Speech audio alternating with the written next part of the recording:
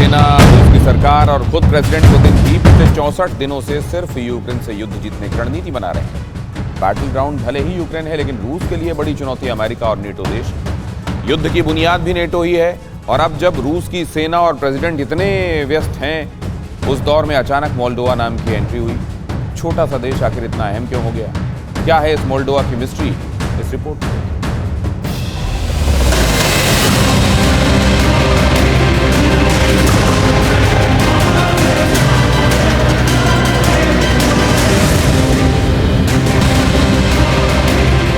ये मोल्डोवा हमले का लेटेस्ट वीडियो है। सड़क पर 3 हमलावर हैं। रिपोर्ट के मुताबिक तीनों हमलावरों ने बारी बारी ग्रेनेड लॉन्चर से अटैक किया। तीनों हमलावरों ने 20 सेकंड में 3 रॉकेट दागे और भाग गए।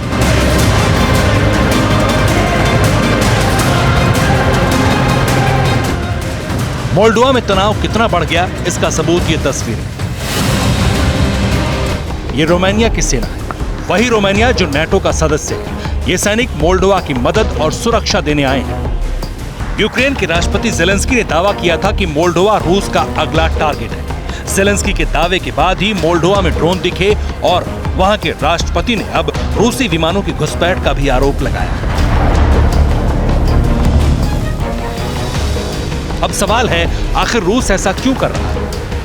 रूस अगर मोल्डोवा को टारगेट करेगा तो क्यों?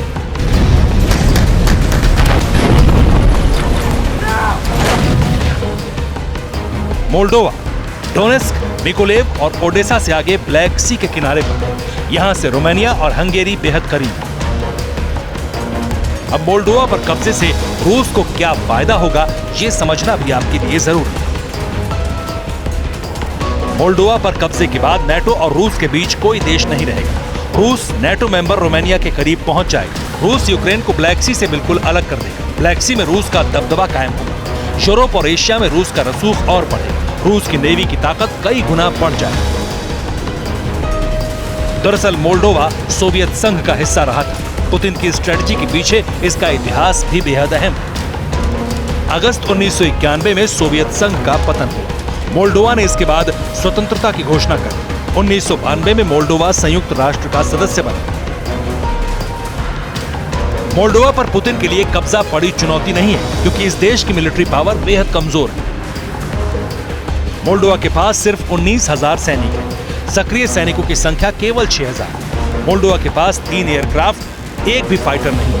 मोल्डोवा की आर्मी के पास सिर्फ 10 टैंक। मोल्डोवा का ट्रांसनिस्ट्रिया रूस समर्थकों का गढ़ है। ट्रांसनिस्ट्रिया में रूस के 2,000 सैनिक पहले से तैनात हैं। अमेरिका पहले यूक्रेन को नेटो सदस्य बनाकर रूस के बिल्कुल करीब और काला सागर में शक्तिशाली बनने की रणनीति पर काम कर रहा था। अब इसी का जवाब मोल्डोवा हो सकता है। रूस मोल्डोवा पर कब्जे के बाद सीधे तौर पर नेटो देशों की सीमाओं से जुड़ जाएगा। Bureau report, TV9 Bharatvarsh. परवाह देश की, सोमवार से शुक्रवार रात 10 बजे TV9 भारतवर्ष पर।